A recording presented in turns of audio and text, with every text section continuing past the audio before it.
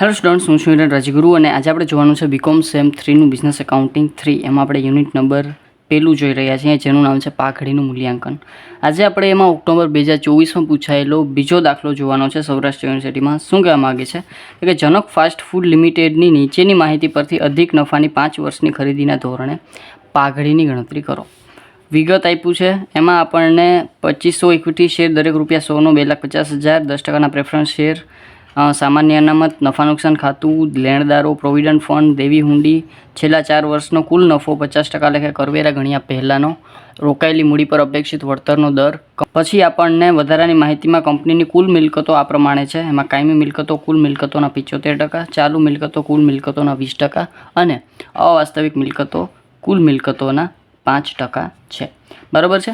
આટલી માહિતી આપી છે અને આપણને એમ કીધું છે કે ભાઈ અધિક નફાની 5 વર્ષની ખરીદીના ધોરણે પાઘડીની ગણતરી કરો. તો સૌ પ્રથમ આપણે જે છે એ દેવા આપ્યા છે, મિલકતો આપી નથી. મિલકતોની પર્સન્ટેજ આપી છે આપણે કુલ મિલકતના પ્રમાણમાં.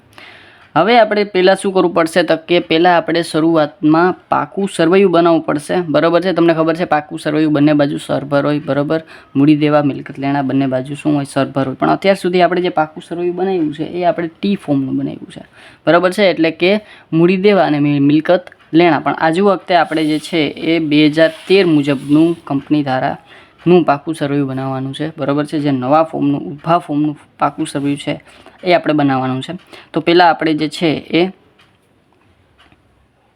ઇક્વિટી અને દેવા. બરાબર. પહેલું.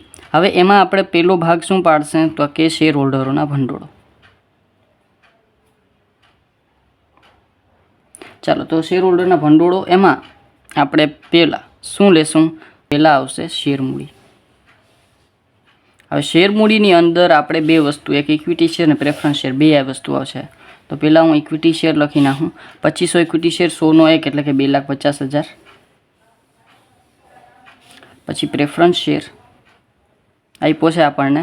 બરાબર. 500 પ્રેફરન્સ શેર છે, ₹100નો 1 છે એટલે 50,000 એ. પછી શેર મૂડીનું કામ થઈ ગયું. પછી છે આપણને સામાન્ય અનામત, નફા નુકસાન ખાતું આપ્યું છે. તો બીજા જ નંબરમાં આપણે છે એ અનામત અને વધારો લખી નાખશું.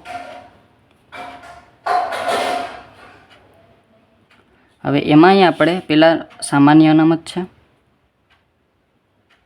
બરાબર. તો સામાન્ય અનામત આપણને કેટલી આપી છે તો કે સામાન્ય અનામત આપણને આપી છે 6,000. તો અહીં લખી નાખશું સામાન્ય અનામત 6,000.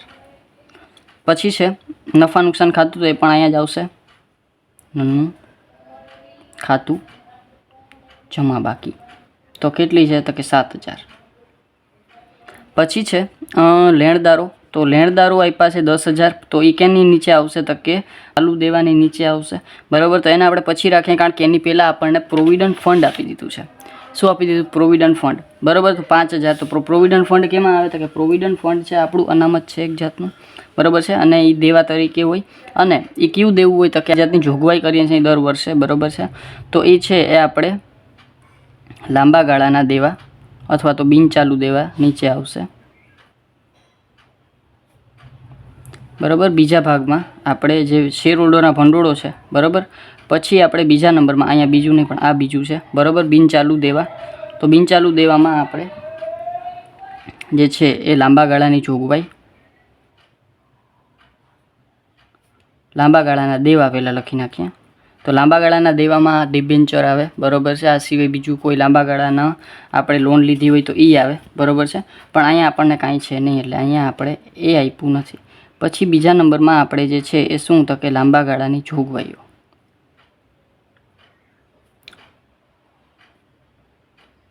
બરાબર. તો લાંબા ગાળાની જોગવાઈમાં શું આવશે તો કે પ્રોવિડન્ટ ફંડ આવશે. તો અહીંયા આપણે પ્રોવિડન્ટ ફંડ લખશું. ફંડ કેટલું છે તો કે પ્રોવિડન્ટ ફંડ છે આપણી પાસે 5,000નું. બરાબર. તો અહીંયા આપણે પ્રોવિડન્ટ ફંડ લખી નાખશું 5,000. પછી બિનચાલુ દેવાનું કામ થઈ ગયું. હવે આપણે આ સિવાય બિનચાલુ દેવામાં બીજું કાંઈ નહીં આવે. બરાબર. કારણ કે આ ડિબેન્ચર નથી આપ્યા, નહીંતર અહીંયા ડિબેન્ચર પણ આવત. બરાબર છે. પછી છે પેલું બીજું. હવે ત્રીજા નંબરમાં ચાલુ દેવા.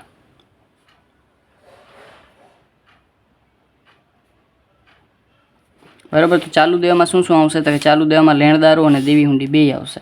તો અહીંયા આપણે લઈશું પહેલાં આને તમે જે છે એ વેપારી લેણા પણ કહી શકો. બરાબર છે. તો તો અહીંયા આપણે લેશું વેપારી લેણા, બરાબર છે. તો કેટલા છે? તો કે વેપારી લેણા છે આપણી પાસે, સોરી વેપારી લેણા નહીં પણ વેપારી દેવા, બરાબર છે. વેપારી લેણા નહીં પણ વેપારી દેવા. દેવા કેટલા છે આપણી પાસે? તો કે દેવા છે આપણી પાસે લેણદારો છે જે છે એ 10,000ના, 10,000ના, બરાબર છે.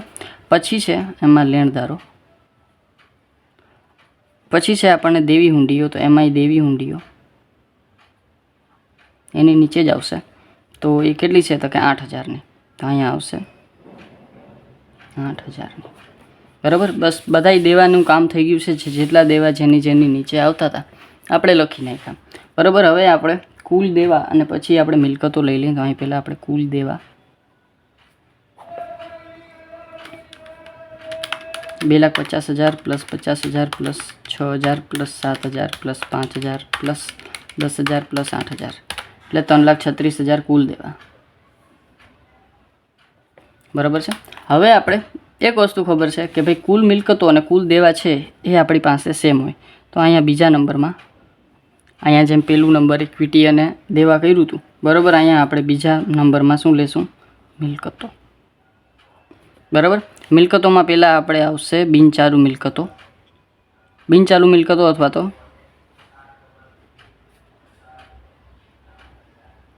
બરાબર, અથવા તો તમે કાયમી મિલકતો પણ કહી શકો. એમાં પહેલાં આવશે જે છે એ કાયમી મિલકતો દ્રશ્ય, બરાબર. એમાંય પહેલાં આવશે દ્રશ્ય મિલકતો,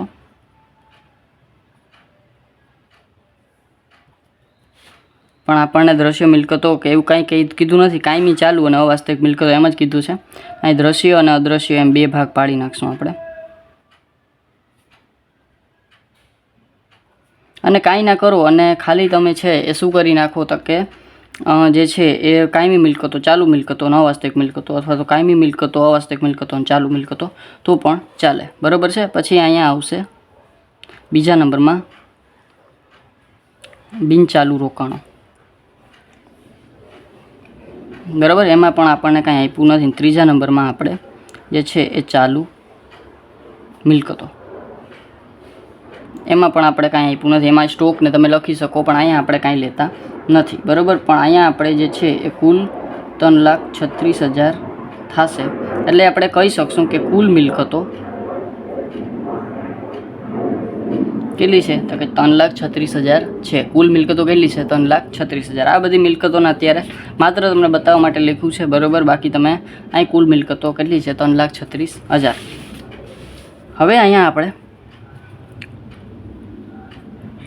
કુલ મિલકતો 3,36,000 છે આપણી પાસે. હવે આપણે શું કીધું છે? તો કે એમ કીધું છે કે ભાઈ કાયમી મિલકતો કુલ મિલકતોના 75% છે. તો અહીંયા આપણે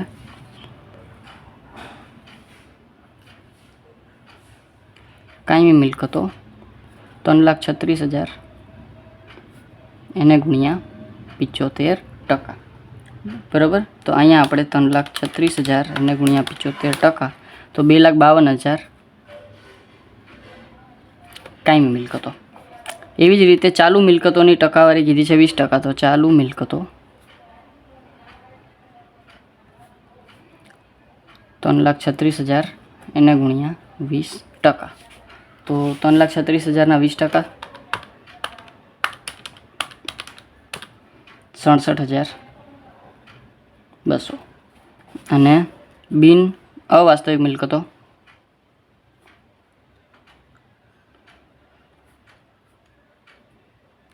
3,36,000 એને ગુણ્યા 5%, તો 3,36,000 એને ગુણ્યા 5%, 16,800, બરાબર. એટલે કે આપણી પાસે ત્રણે જે આપણે વસ્તુ કીધી હતી એ વસ્તુ મળી ગઈ આપણને. કાયમી મિલકતો, ચાલુ મિલકતો અને અવાસ્તવિક મિલકતો. હવે આપણે કરવાનું છે શું? તો કે હવે આપણે પાઘડી ફાઇન્ડ આઉટ કરવાની છે. તો પહેલાં આપણે ચોખ્ખી મિલકતો ફાઇન્ડ આઉટ કરવી પડશે. તો પહેલો સ્ટેપ હવે જેમ કરતા હતા એમ,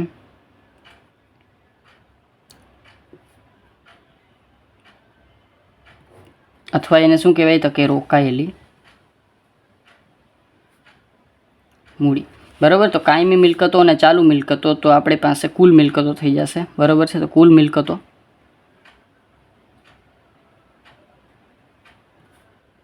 બરાબર, કાયમી પ્લસ ચાલુ, બરાબર છે.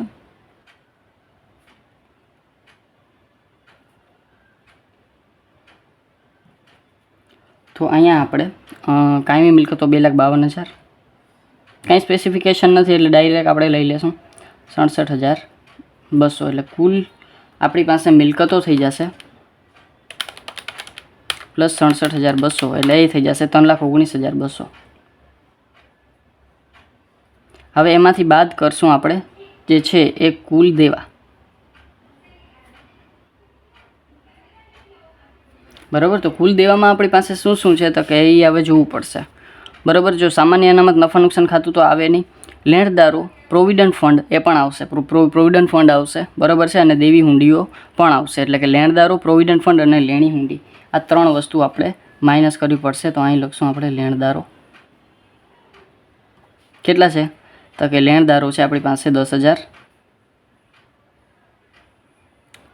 પ્રોવિડન્ટ ફંડ છે આપણી પાસે 5,000 અને દેવી હુંડીઓ છે 8,000, બરાબર. આ ત્રણેય વસ્તુ આપણે જો માઇનસ કરીએ તો 10,000 પ્લસ 5,000 એટલે 15,000 ને પ્લસ 8,000 એટલે 23,000. તો આ માઇનસ થશે 23,000, બરાબર. ચાલો, અને આ માઇનસ થશે એટલે અહીંયા પાછી આપણી પાસે આવશે 3,19,200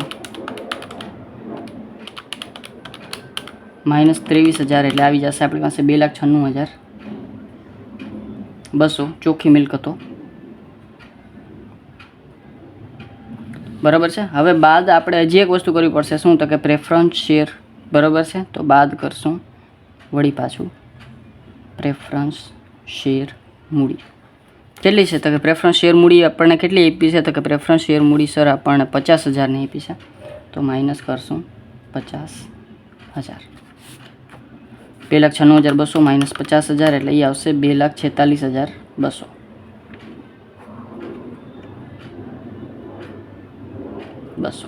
બરાબર, 2,46,200 એ શું આવ્યું મારી પાસે તો કે ચોખ્ખી મિલકતો અથવા તો રોકાયેલી મૂડી. તો અહીં લખી નાખશું રોકાયેલી મૂડી.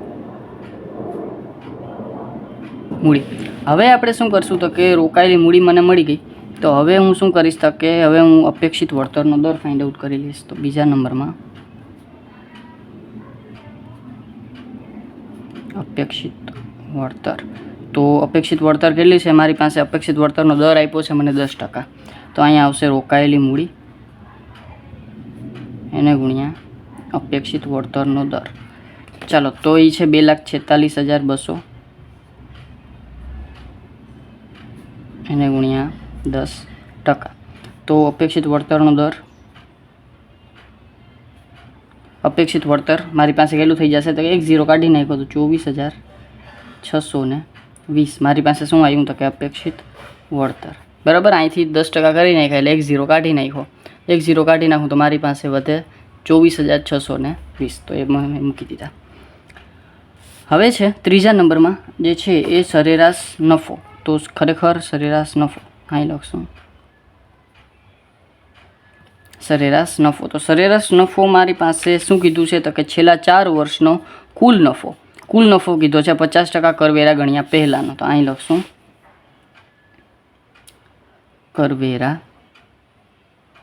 ગણ્યા પહેલાંનો નફો કેટલો આપ્યો છે તો કે 6,40,000. તો અહીં લખશું આપણે 6,40,000, બરાબર છે. નફો કેનો છે તો કે 4 વર્ષનો છે, બરાબર. તો સરેરાશ નફો તો 6,40,000 એને ભાંગ્યા 4 વર્ષ, બરાબર છે. તો અહીંયા આપણે 6,40,000 ભાંગ્યા 4 કરીએ તો 1,60,000 સરેરાશ નફો, બરાબર. તો અહીંયા આપણે સરેરાશ નફો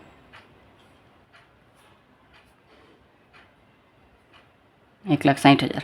હવે જુઓ અહીંયા આપણી પાસે શું છે તો કે બીજી કોઈ જે છે એ રોકાણો આપેલા નથી, બિનધંધાકીય રોકાણો આપેલા નથી, નહીંતર આપણે સરેરાશ નફામાંથી પહેલાં એ બાદ કરત અને પછી જે છે એ શું કરત તો કે ટેક્સ આપત, બરાબર છે. પણ અહીંયા આપણને કાંઈ છે નહીં તો ડાયરેક્ટ 50% શું કરશું તો કે કરવેરા. તો અહીંયા આપણે 1,60,000માંથી કેટલા તો કે 80,000 50%, બરાબર. એટલે કે 16 ના અડધા 8, તો માઇનસ કરશું એટલે આ આવશે 80,000 કરવેરા બાદ નફો. હજી આપણે આમાંથી એક વસ્તુ બાદ કરવી પડશે. શું? તો કે હજી આપણે પ્રેફરન્સ શેરનું ડિવિડન્ડ માઇનસ કરવું પડશે. તો બાદ કરશું પ્રેફરન્સ શેર ડિવિડન્ડ માઇનસ. તો પ્રેફરન્સ શેર કેટલાના છે? તો કે પ્રેફરન્સ શેર છે 500 શેર 100 રૂપિયાનો, ટોટલ છે 50,000, એના 10%ના છે. તો 50,000ના 10% કેટલા થાય? તો કે 5,000. તો અહીંયા આપણે માઇનસ કરશું 5,000, 50,000ના 10%. બરાબર છે. તો 80,000માંથી 5,000 માઇનસ થાય એટલે આ થઈ જશે 75,000. અને 75,000 આ શું આવ્યું? તો કે આ આવ્યું આપણો ખરેખર સરેરાશ નફો, જે ઇક્વિટી શેર હોલ્ડરને ફાળે આવતો નફો છે એ આપણી પાસે આવ્યો 75,000. હવે હું આગળની ગણતરી છે એ અહીંયા કરું છું. બરાબર છે. તો હવે મારી પાસે સરેરાશ નફો આવી ગયો. તો હું શું કરીશ? હવે ચોથા નંબરમાં તો કે અધિક નફો ફાઇન્ડ આઉટ કરીશ. તો અધિક નફો મને કઈ રીતે મળશે? તો કે જે મારી પાસે ખરેખર સરેરાશ નફો છે એમાંથી હું જે અપેક્ષિત નફો છે એને માઇનસ કરીશ, અથવા તો અપેક્ષિત વળતર છે એને માઇનસ કરીશ. તો એ કેટલું છે મારી પાસે? તો કે સરેરાશ નફો છે મારી પાસે 75,000. અપેક્ષિત નફો મારી પાસે કેટલો આવ્યો હતો? તો કે અપેક્ષિત નફો હતો 24,620. તો અહીંયા હું લખીશ 24,000.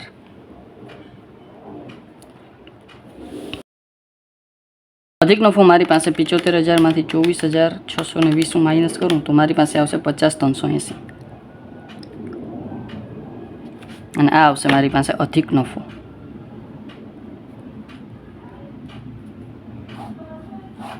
હવે 5મા નંબરમાં લાસ્ટ સ્ટેપ મારું શું છે? તો કે પાઘડી. પાઘડી શું કીધી છે મને? ક્વેશ્ચનમાં જ કીધું છે. તો કે ભાઈ 5 વર્ષની ખરીદીના ધોરણે. બરાબર છે. તો પાઘડી બરાબર શું થશે? તો કે અધિક નફો એને ગુણ્યા ખરીદીના વર્ષ. અધિક નફો કેટલો છે મારી પાસે? તો કે અધિક નફો છે મારી પાસે 50,380. એને ગુણ્યા કેટલા ખરીદીના વર્ષ કીધા છે? તો કે 5 વર્ષની ખરીદી. તો 5 વર્ષ. તો 50,380 એને ગુણ્યા 5 એટલે એ થઈ જશે 2,51,900. તો અહીંયા આવશે પાઘડી 2,51,900. પાઘડી એવી મારી પાસે 2,51,900. બરાબર છે. અને આ થઈ ગયો આપણો 2024માં પૂછાઈ ગયેલો દાખલો. બરાબર છે. બીજો દાખલો હતો. છતાં તમને કંઈ પણ જાતનો ડાઉટ રહી ગયો હોય તો મને કોમેન્ટમાં પૂછી લેજો. અને જો વિડીયો ગમે તો તમને ખબર જ છે, લાઇક શેર સબસ્ક્રાઈબ જરૂરથી કરી નાખજો, જેથી કરીને આવતા વિડીયોઝ છે એ તમને સરળતાથી મળતા રહે. Thank you.